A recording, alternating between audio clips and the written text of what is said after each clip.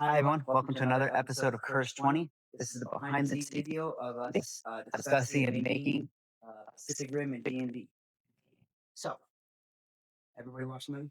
Watch the Yes. movie. Everybody take some notes. Stayed up late, extra late. I haven't watched it at all this week. I watched it 2 weeks ago when I texted you guys about it, thinking that we were going to make it a lot sooner, and that's my bad. I also thought we were going to make it much sooner, but So I still I- didn't watch it until yesterday. I'm not as prepared as I probably should be. What parts does everybody pick up? So we're separating into 3 main parts, right? We're like Yep. just like recapping the movie and viewing it through the lens of D&D, like, oh, this was this ability Yeah. check. Then we're like running it as like a one shot or a really small mini series, and then running it as like a longer term campaign. Yeah. So who's picking up what? I can't remember. I was doing the recap. Okay. So I've kind of got my notebook with tons of notes about basically just kind of recapping the movie and then figuring out as I watched it, okay, what kind of check would this have been in D&D? I tried to do it in the more fun spots and not, overanalyze it to death. Because that wouldn't be fun. But yeah, tried to find the key moments that felt like some nat 20s or some very high rolls at the very least that were integral to the story happened. Yeah. Yeah. And then I was tasked with turning the movie into a long term campaign. And Was that pretty difficult? yes and no. I decided to more take the movie as like a framework Okay. and kind of expand on that framework to make a more homebrew styled game Okay. that is highly inspired by the world. Okay. And I was coming as like a quick one shot, just like how you would use this to run like a quick one shot for your friends if you're bored or something like that. Like Don't if have- you're actually taking the movie itself and like this is the campaign. yeah, this is the campaign within the movie. Basically, is how I was gonna view it. What do you guys? I mean, so Dave, what going through the movie? How hard was it to view it through the lens of D&D then? With this one, I feel like it was a little bit harder. And just in terms of like, it wasn't so much the fantasy, it was definitely a lot more sci-fi. And I feel like a lot of the kind of roles and stuff that I was able to think of were definitely more like role playing stuff versus, any combat mechanic. I don't know. I just it wasn't hard for sure, but I feel like the our previous one, it was almost a little easier when looking at it in terms of D&D just cuz felt like the themes matched. Now- And I think that's the big thing. It just trying to get the theme to fit a D&D theme was probably the hardest part. But even then, like I said, not hard. Now, do you think like the harder aspect of that is like saying I'm not in taking frame. Sit over and here. let's Look go at to D&D versus like let's take this concept and go to tabletop RPG? Because I think there is a difference there. It's like a different system for it. Like And just kinda keeping it general. maybe D&D isn't the perfect system for what we're trying to do. I think we're just trying to look at it through that lens. Yeah, I think- think it's a tighter constraint, and that there are pros and cons that come with that constraint. But I fully agree that like if you were opening it up to all tabletop games, there could be Yeah, like a if lot you more. were serious about wanting to run this as a campaign for your tabletop, maybe D&D isn't the preferred option, but I don't think it's undoable. Yeah. For sure. I fully agree with that. I think Zach and I disagree a little bit.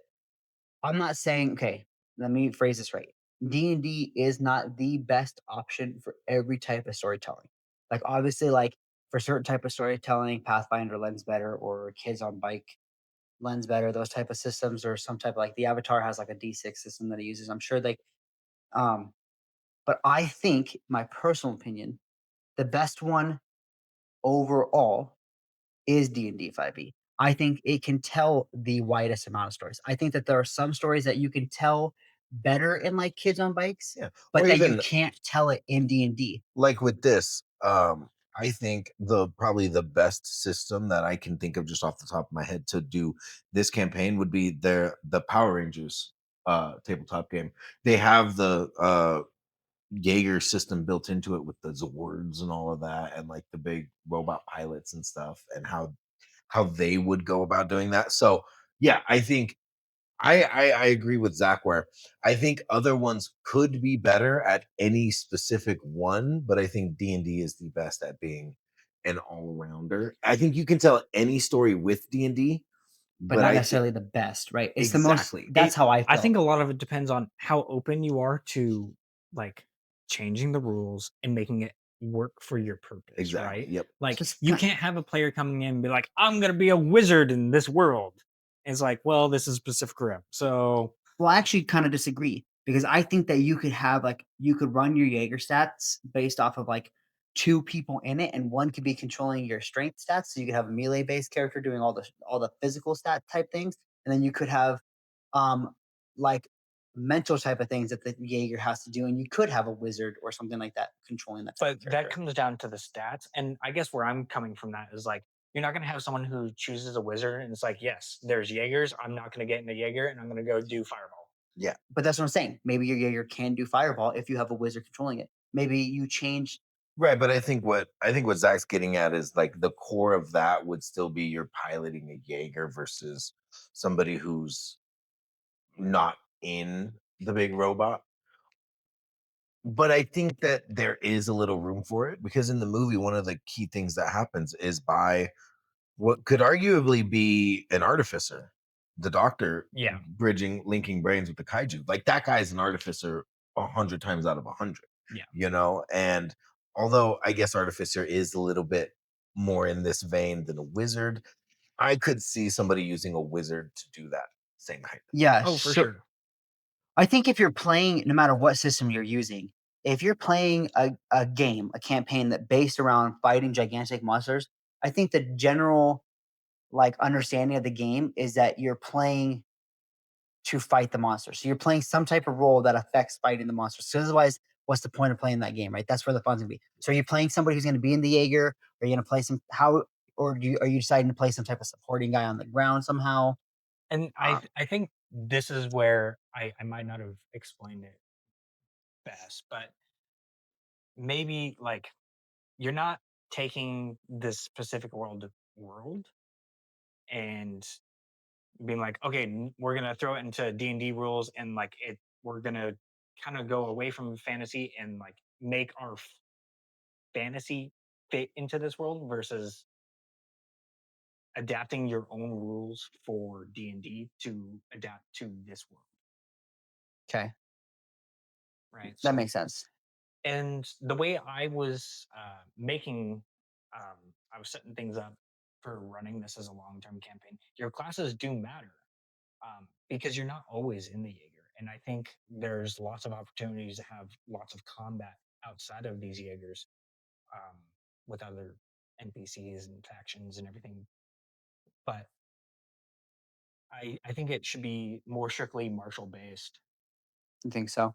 So if you were to run this campaign, you in your session 0, you would want most people to play a Yeah, martial-based Or character. just low magic. you're taking out, like, the Outcasters magic and stuff. except for, like, the kaiju themselves and Yes, what there's they bring. even in, like, high like, quote, unquote, "high fantasy D&D worlds," there are I've talked to a couple of people, they play low magic systems. So there's, like it's very rare to come across a magic user. Magic is, like, an old, like there's a lot of, like, relics maybe that it would give you some magic, but magic is, like, from a time before or, like, is, like, shunned or something like that. So, just like you would like we set up the vibe of the campaign that we're playing with in a session 0, when you're setting up this vibe and everybody obviously, you'd have to have everybody on your table agree to you would just come back, "We're agreeing to play a low magic world." Yeah. Magic is very rarely used. It is really only the connection to the Jaegers for like, that is a magic thing. There's very rare people in the world that can do it.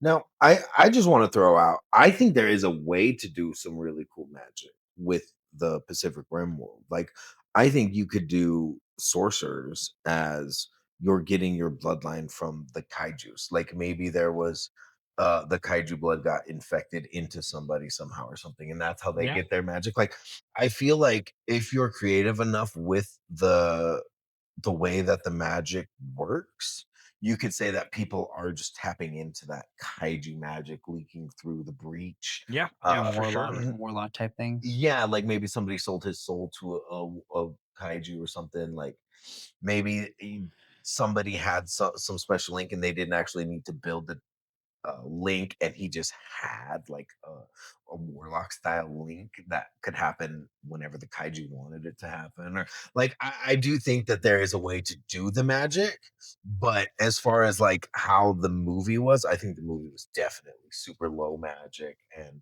Yeah. definitely like a Dimension 20 Crown of Candy feel where like, yeah, there was a warlock, but he wasn't doing a whole lot. And what he was doing, he was having to hide and like make it seem like he wasn't doing it. And Mhm. yeah. Um,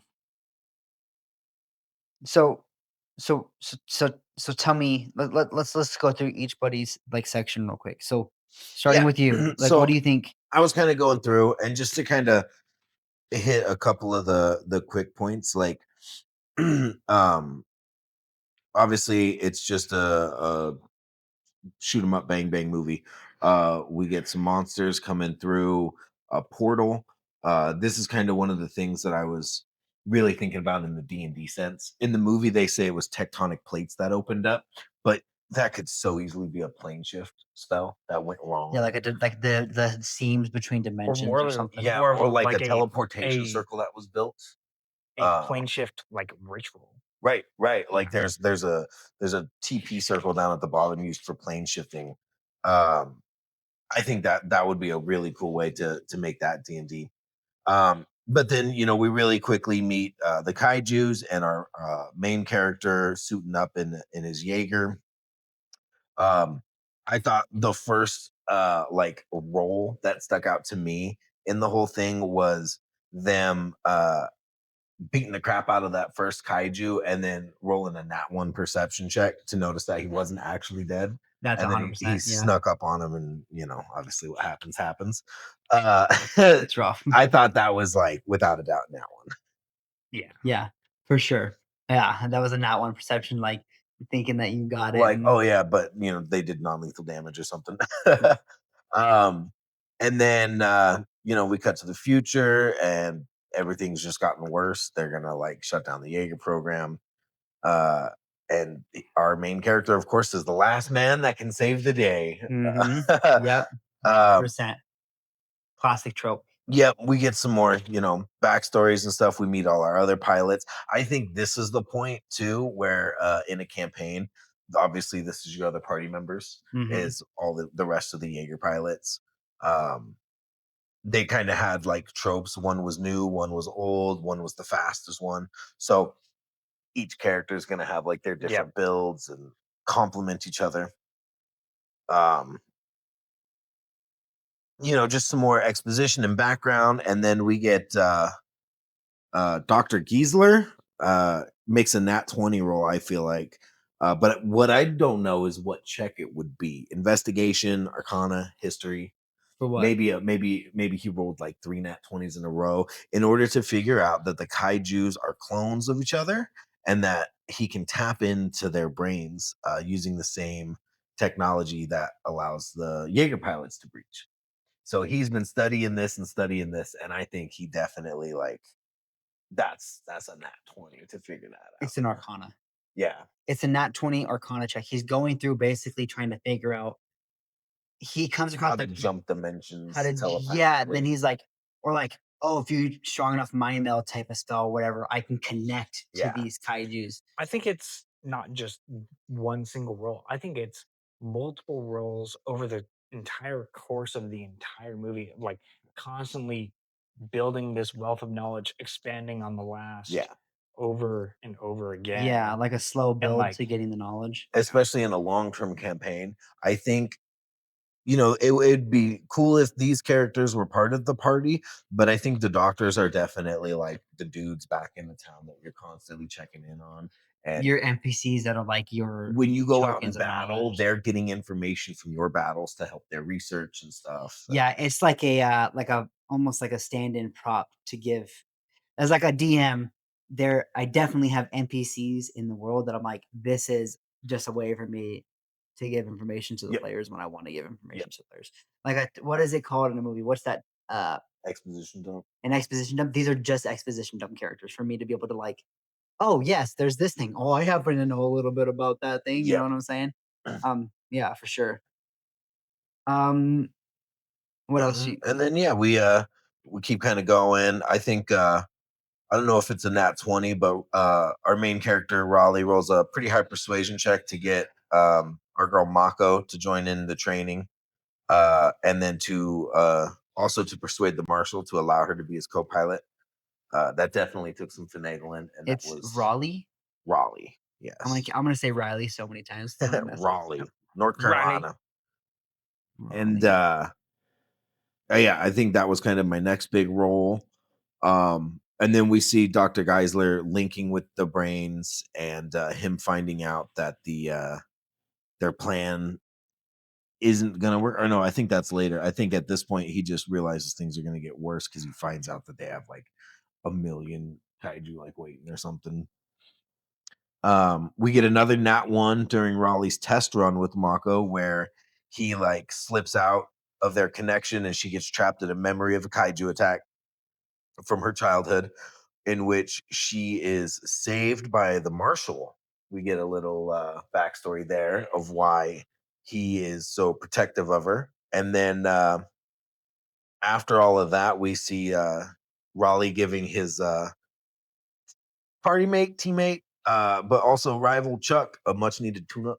Shit out of him. That was probably a, I don't know if that's a nat 20, but that was an opposed athletics check for sure.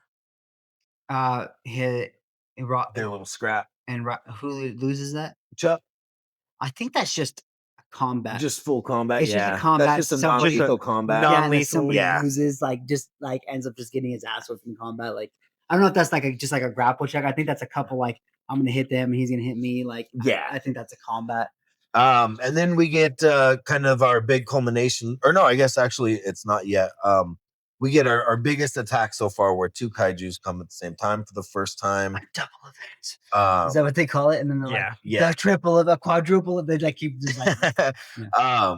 We basically send out everybody but our main character because of their mishap. So they're kind of kept stranded. And I think that's a really fun time too for player characters to be like helpless in a situation and then just be fed information of about Yeah, how so like things are going bad outside. it's a way for the DM to like move the world along and like not basically not give you a way to like really affect it, but also Yep. keep you into the world. Like No matter how hard you want to help the situation, things are about to get really bad really fast. Yeah. And then you can save it, but you're not going to stop it from getting really bad. yeah, Because we immediately see that two of the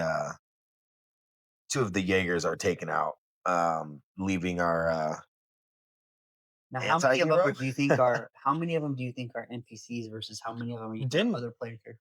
I think in the movie it's only our Main guy. main guy, our main duo there. Mhm. But I think in a campaign you can make it as many as you want. You can have an army of 10 to 15 Jaegers. You could have Right. an army of hundreds of Jaegers for the whole world. It kind of depends on how big we're going, right? Are we actually doing a universe versus universe battle, or are we doing like one small region trying to protect itself from another dimension? Like it kind of just depends on the resources I available. do think no matter what you do, you have to have multiples of 2 for your players. Yeah. Yes. So I you do don't agree think with you that. could play with an odd amount of players? I think it'd be hard. I think you just You would build have an to have a NPC. player that's okay with like being a non-Jaeger pilot. Or you just build an NPC for them to use. That gets kind of tough though. I feel like Describe.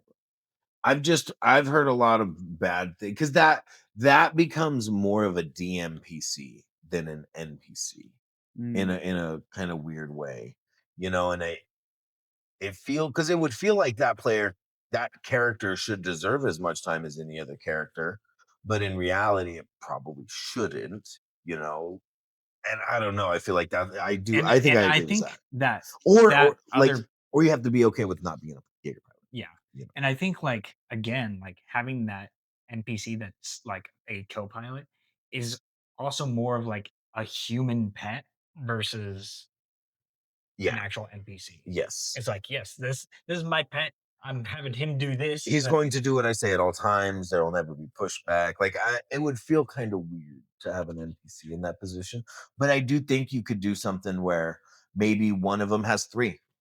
Yeah. Like in the movie, one of the Jaeger pilots, one of the Jaegers has three pilots. So you could have an odd number. It just would be probably a third one versus a single one. but I think so much focus is the Jaeger and kaiju fights that like having a player character who's not a pilot just doesn't make sense for the campaign. It would be really, really hard. You would basically be It's like, yeah, they're withdrawing from every battle. yeah, because like you got to assume at least 40% of your campaign is these giant monstrosity fights, and Yeah. like it's like, yeah, I'm just chilling over here. Good luck, guys. I do kind of agree with that, I think. But yeah, having like a third pilot does work, but I think for the most part, in theory, you need 2 players per Jaeger. So Interesting. multiples of 2 Multiples is of two. ideal. Interesting. What else? Yeah, kind of continuing on with that. After we lose 2 of our NPC Jaegers, we get some new abilities from the kaiju. They unleash like an EMP that kills the power, but the only one that would be immune is of course plot armor, our main characters who are like nuclear powered. Nuclear. So with that gives us the excuse we need to get back in, which again would be kind of neat as a uh concept for a team where maybe the whole team is just special because of the magic that they hold in some way, the way that we are all player characters and leveling up. I think that kind of accounts for the magic within us, right? And so that could be many different explanations as opposed to nuclear powered. You Yeah. could really play with that easily. Mhm. So they get back out there and they kick butt. They beat that kaiju down, but I think we again get a nat one investigation roll, because I think not finding out that kaiju was pregnant and just leaving it to be was probably not a good move. Well, right before that Nat 1, I think they have a dual party Nat 20 because when right before um, we see the baby kaiju and everything, they killed that kaiju in space by cutting it in half, and they're saved to not crash and immediately die. Yeah, Like that's that's fair. on both players. That's a pretty good one.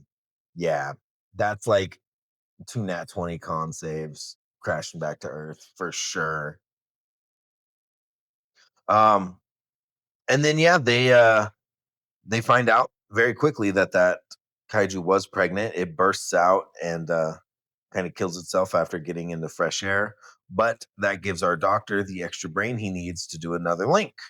And in doing so, he finds out that their plan will not work because the breach has some way of identifying what's going through it and won't actually open to an alien material. You have to have like kaiju material to pass through. So again, I feel like that would be cool to have a player character figuring that out, but it probably just ends up having to be like an NPC coming in the middle of a battle to drop that nugget. Or I don't know, what do you guys think? How would you get that little hook of them finding out that So I think it's really based on like the scientists that like actually figure it out.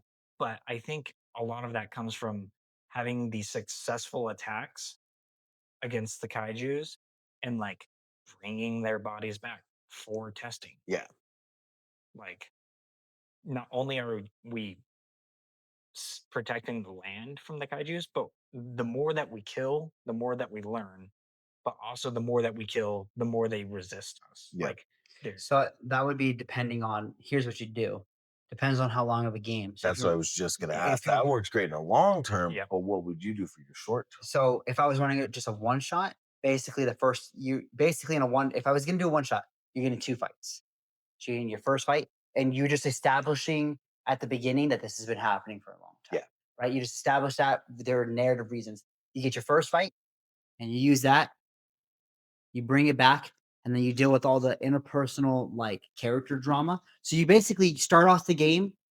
You're going straight into the fight. You get to be your characters in the kaiju. we're Boom, starting the boom, boom. movie mid battle, Yeah, basically. mid battle. Yeah, ba ba ba ba ba. You're fighting.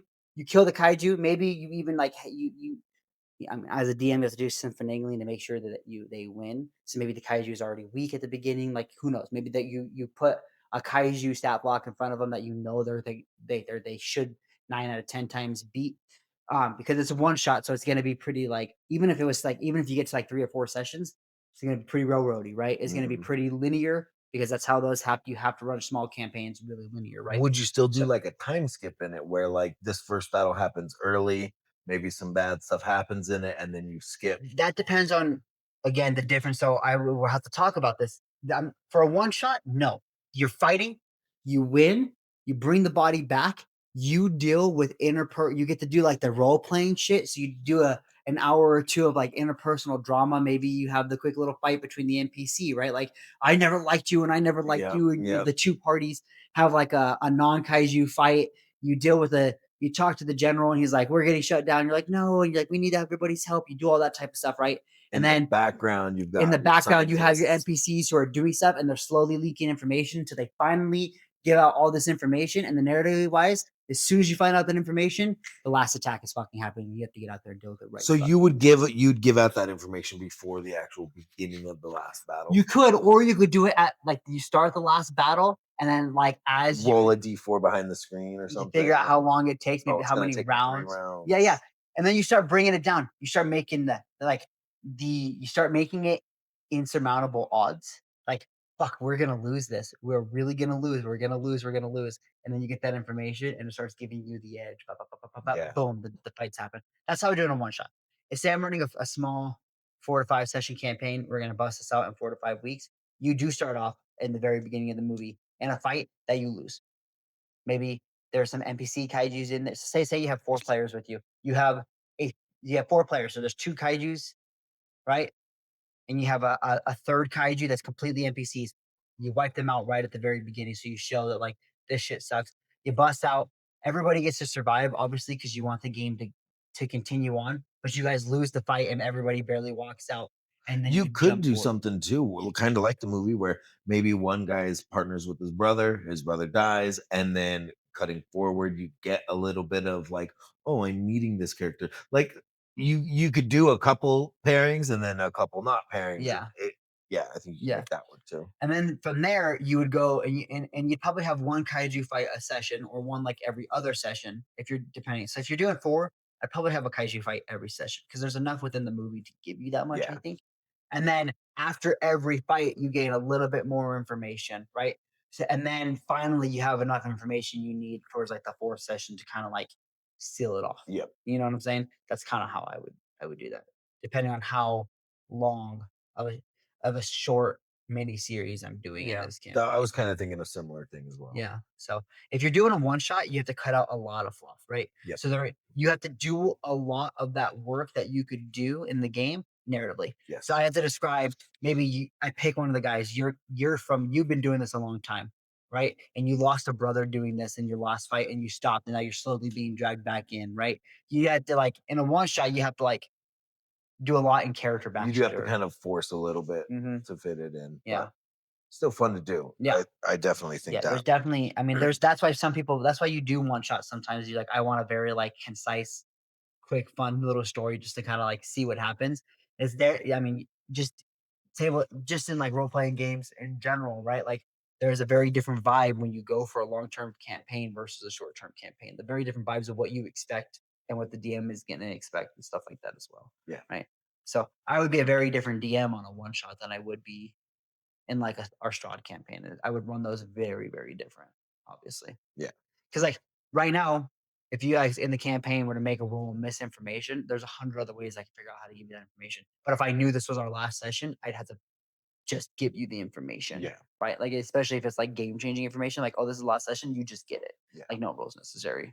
So well, do we think we're ready to get together and start busting out this I wanted script? to ask you Yeah. guys, have you thought about how you'd run the Jaeger mechanics? Oh, that's a good question. So hmm. A little bit. So there's 2 different ways to do it. Are you playing in a fantasy world or are you playing in a modern sci-fi world, right? So like Yeah. are these actual mechanical beings that your characters are running, or are you in a fantasy world and you're just like mind Riding that melting? T-Rex Yeah, are you over. just like mind melding into like your own gigantic bio kaiju, right? Like maybe there's some homegrown kaiju that the world is using to fight off these like invading kaiju. Yeah, like an Attack on Titan sort of. Yeah. I had it that you were in the future. It is very sci-fi, not fantasy. Okay. So what I would do is you have two people. You have to have two people. So in the movie, one guy runs the left side and one guy runs the right side, and they meld together to be able to do it Yeah, like they subconsciously have to take together, the same right? actions Yep. at the same time. You do one, you could do something like that where like you literally draw it out. Like you get this side of the body, and every time you go to do something, you have to roll like some type of intelligence check with each other or charisma check with each other, so the other person doesn't like hold you back from doing that. Or you give your kaiju powers because you are in a D&D world, right? So like maybe he can throw some like fire bombs, and he could do some type of like magical type, like roughly magical shit. So maybe like you have rockets, that's magic missile type stuff, right? Like there, I right? do think each Jaeger needs to be a class Yes. in and of itself, Right. and like subclasses. So then at that point you on. have somebody deal with the physical stats and you have somebody with the mental stats. I almost think it's something where you almost do, like kind of how Zach's saying earlier, low magic. You almost do all your humans with no magical things. They're all just like plain fighters, or maybe a ranger at the most with half caster stuff. And then all the kaijus or jaegers are all full mages, or full Mhm. magic, or I don't know about that necessarily, but What about I you? I do think it basically becomes its own character sheet. Yeah. Oh, yes. You have to have, because you're gonna have to give it its own AC. Yep. You're gonna have to give it its own Strength, dexterity, right. So all you that. you do all of that, and then like you said, depending on what type of class your Jaeger is, it might have better magical abilities. Some might have better attacks, right? Some I have think you can kind of do it too a little bit like Star Wars 5e does ships, yeah. where there's the different classes of ships. You can have different classes of Jaegers, where some are Mhm. fast, some are slow but Yep. strong. Yep. And then go ahead. No, go ahead. Finish. So you like the different classes, you build out their own character sheets with their own HPs, their own hit points. And then to really do it, you have like damage thresholds that happen to it that cause things to happen to your Jaeger. Yeah. Right. So If your maybe if it left arm takes takes X amount, damage, yeah. you lose the Right. So like attacks on that. the attacking kaiju, you have to like state like, so yeah, you have a stat block basically for all major limbs, its torso and its head, right? And then you have to call out where you're gonna attack, and so therefore you have to hit the AC of that area. And then if you do like, say you're hitting the torso and you get the torso 200 hit points, if you do 40 hit points within that one attack, and obviously these numbers would have to be adjusted based off how big you're going, right? Like these are just base numbers. You do 40 hit points, it loses a chunk, and then therefore from now on you have to make certain like a constitution check on your turn to make sure that it doesn't just keep falling apart, that it can hold itself together. And then maybe if it takes so much damage to your leg in one chunk, you lose mobility and your speed gets half because now Mhm. your leg is damaged. You get hit in this arm, and say, well, first, if that limb goes all the way to zero, You it lose falls your off, it destroys, you right? lose your missile attack, your Yeah. Whatever. sword on So that you would arm. have to build out the Jaegers, and these weapons are on this limb, this weapon, these attacks come I on think it this would limb. probably be something where you'd have to have a set list that the DM would come up with Mhm. of Jaeger abilities, and then each Jaeger could choose one for its left, one for its right, Yep. something like that. Yeah, like here's 20 options. You can pick 10 for your Jaeger. Put them on your Jaeger. Yeah. Right? And then now where are they on your Jaeger? Okay, cool. So if you lose your right arm, you no longer have, like you said, your magic missiles. Or Yep. if you lose your left arm, you no longer can do grapple. Like I want a gun that shoots out the bottom of my boot. that is so cliche. That is a shout out. To what? Starstruck Odyssey. Oh, can we Sorry. even say that? I hope so. I Nobody's hope so. watching. Yeah, I mean, we have 12 watchers. It's awesome. That's great. And we're like 30 minutes in. Yeah. Yeah, we're fine. Yeah. So So- Yeah, what was your idea on Yeah. them? So most importantly, I think session 0, right? Like big important. it's not just the DM, I think all the DM and every player needs to come together to finalize how this is going to work. And I think there's a lot of different ways to make it work. I didn't fully flush it out because I was still writing how I would probably do this at 3 a.m.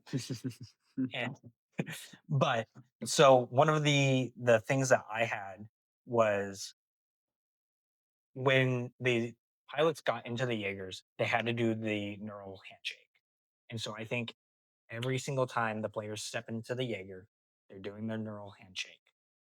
When they do the neural handshake, you start at 10. There's a synchronization score from 0 to 20, and you always start at 10. At the end of every round or the start of every round, both players that are operating the Jaeger, they roll a d10 plus their charisma modifier. And if their rolls combined are less than their current score, you roll a d4, decrease your score. If it's higher, you roll the d4 and increase your score. If your synchronization score goes down to 0, the Jaeger's disabled and both players drop to 0 and need to be saved. I like That's that pretty But mechanic. fair. if you're over That's a neat 17, mechanic. you get advantage on your strength and dex. I like that. I Yeah, and it like it. so you start with the middle, and then during the fight, you can either get stronger in the fight, or you can start And losing your connection to maybe the. there's some sort of mechanic you can build into the long term where the better your team operates, you start your next battle at 11 instead of Yeah, 10. And like, I or was you, thinking if you about that do as well. bad, you start your next battle at 9. I also think depending on how many battles your players have gone through together and survived, they unlock special feats that Mhm. it's a mind feat while operating their Jaeger. Right, so, like, if Like a you were to have teamwork thing. so, like Yeah. so, like, in a long-term campaign, you might have some players that are just better at it because they've been doing better as a team. Like one of the feats I like thought of is like it's an overdrive feat where like you can burn 1d4 of your synchronization and decrease it from your score, and your next attack automatically crits. That's pretty cool. Yeah, something like that. Something like that, Right. yeah. I like that. Like Almost you're that give and take, like a I'm gonna reckless attack, and but but it much it higher stakes. it brings down our D but I'm It's sh like the strain that it causes is going to cause some sort yeah. of Yeah. stress there.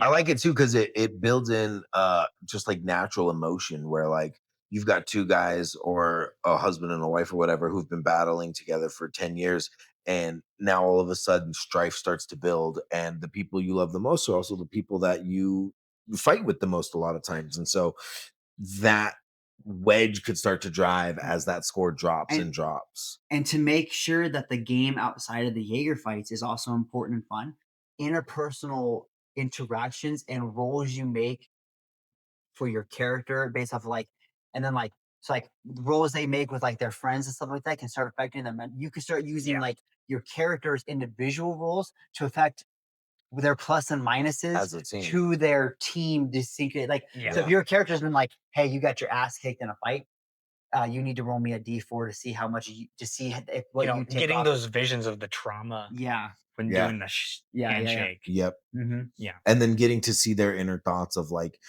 when we link, I know that after our last battle, you thought I was a piece of shit. Yeah. And how do we handle that? Do we Yeah. handle it well or do we handle it not well? Yeah. So that was like one part of like how I think that system can work.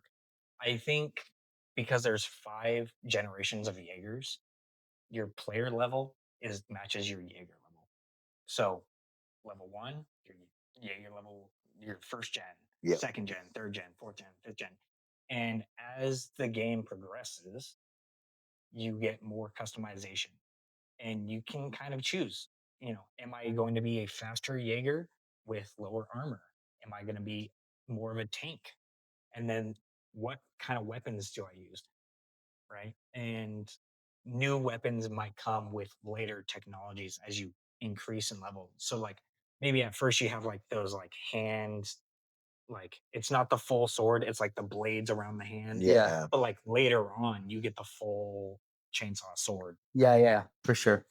And then you could also do something along the lines of like when as your NPCs figure out more, you can start building things onto your Jaeger that specific to the kaiju that you're fighting, right? So Exactly. Like like you Start getting things unlocked at certain levels. after you start running into these acid kaiju, like you're taking these acid glands, and the scientists are able to make some sort of coating for the yeah, some armor type where of you coating have a to resistance. yeah, Maybe they're able to figure out how to give one of the Jaegers an acid attack itself. yeah, Yeah, yeah, exactly. You exactly. know, Yeah. like turn it on them. Yeah, there's a lot of Yeah. open possibilities with that. And then what you guys were saying, with the different limbs and everything, I also thought of something very similar. Like you separate it by legs.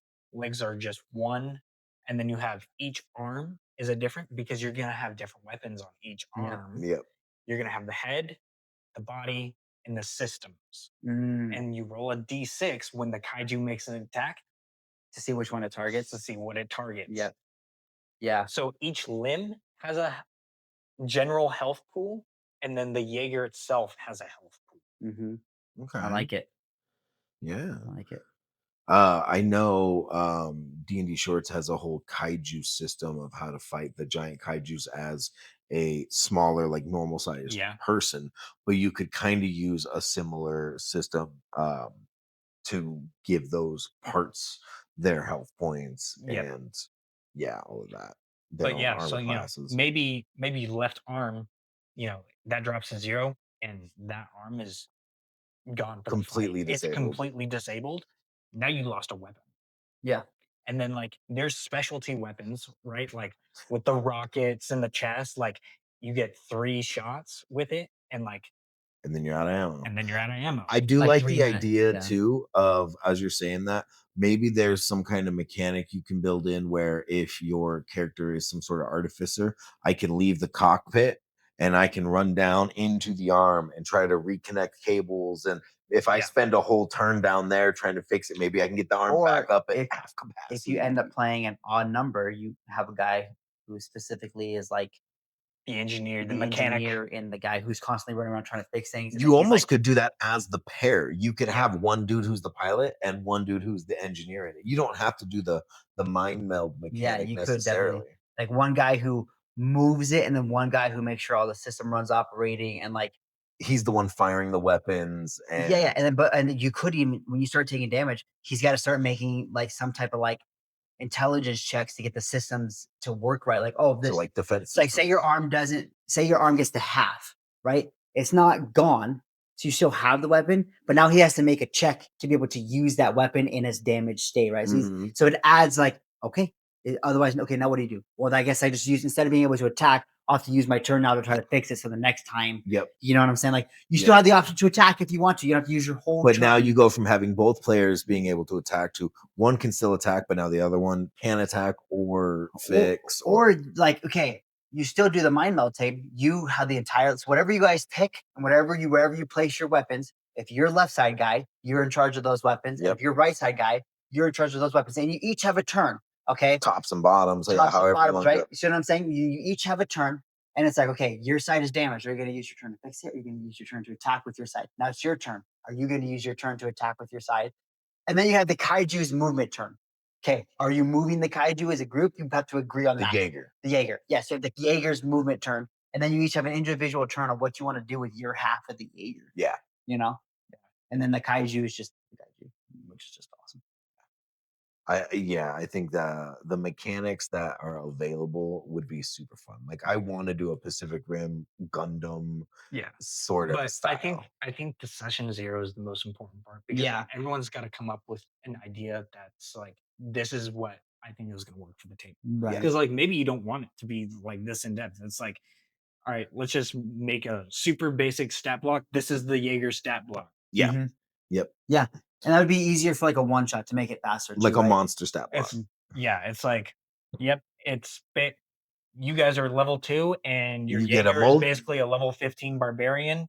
Go for it. You get a multi attack. You get 2 different special abilities, but you can only use one, Yeah, at a time. You can make a melee attack and then a special ability attack, and you have 3 different options for your special ability attack. Yep. Go. You're fighting. Go, go, go, go, go, go. Yeah. You can You know? simplify it. You can make it more in depth. Absolutely. Yeah. It's a really neat concept. I like it, and I would like to do probably like a medium length campaign of it. You know, I don't know Yeah. about a full long term, but I So think a short term campaign wouldn't be enough, dude. I guess that depends. What do you consider a short term? And what do you consider a long term? I think short term's anything 5 or less. You know, that to me is a one shot. Yeah. Even though it's not one session, I think anything less than 5 sessions is a one shot. It's just a short story. And then you've got medium length campaigns, 10 to 15, maybe 20 sessions. Yeah. And then I think anything over 25 sessions or so, I'd call that a long term campaign. I think anything over 20 is long. Yeah. Yeah. I think because that's 20 weeks, so that's like a third of the year, Yeah. right? So like anything you're playing for 3 to 4 months, And that's if you long. play once a week. Right? Some Because people that's what I'm can't. saying. Yeah. So like when I was, writing up what I would think for the long term campaign, I had like 15 sessions in I mind. But, you know, now that I know what it's like playing, it's like, yeah, each of these sessions Could end up could being be 3. 3 sessions, right? I mean, it took us It all And depends like on there's how much also so the much DM more wants you to can railroad. add. You know, Like, if the DM wants to make it open world, it could last 2 years. If he wants to yeah. railroad, it could be 5 sessions. yeah. Yeah. And that was like, here's a pretty rigid structure of like what you can do in for 15 sessions to have like a campaign, but like you can implement so much more Yeah. Right. You just I to think really flesh things out. yeah, agreed. That's like that's I mean, but that's with anything too. Like Yeah. in our Do you current want it to be campaign, we shorter and sweet, but still have a full story? Or do you want like long, never ending story? Freedom to do right. whatever you want, and we'll just take it as it goes. Or you have freedom to make the choices you want, but this is where you're going, and like these are the things you can make a choice about Mhm. instead of just whatever you want. Well, like just like in the movie, right? The clock that they had, like it kept getting shorter and shorter. And like maybe there's different points in the story where it's like you hit this mile marker, the clock gets shorter. Yeah. You hit this point, the clock gets shorter. Yeah. Mhm. And that's a way to push for the end game of the Right. story. Yep. It gives you your checkpoints to be like, hey, things are getting worse. Hey, things are still getting worse. I know you're doing your job, you're doing what you're supposed to, but things are still getting worse. Yeah. Yeah. Oh, wow. Well, I think we wrap this up and we get our scripts finished up and then we get this video recorded. I think we've come Yeah. up with a lot of Yeah. really cool things. Make sure you check it out. It's a great video. Probably. Hopefully. This has been Curse 20. Thanks for watching.